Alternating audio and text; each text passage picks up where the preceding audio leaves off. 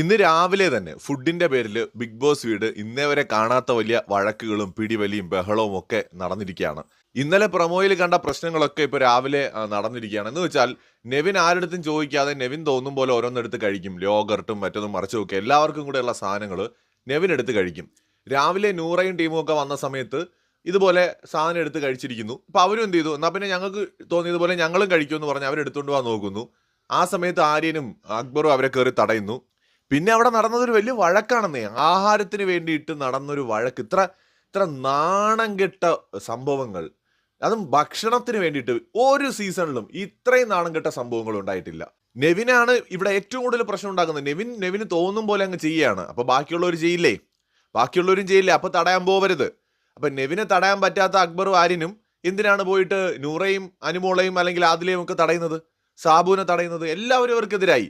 അനീഷ്, സാബു, സകലരും ഇവർക്ക് എതിരായിട്ട് മാറുന്നതാണ് പിന്നീട് കണ്ടത്.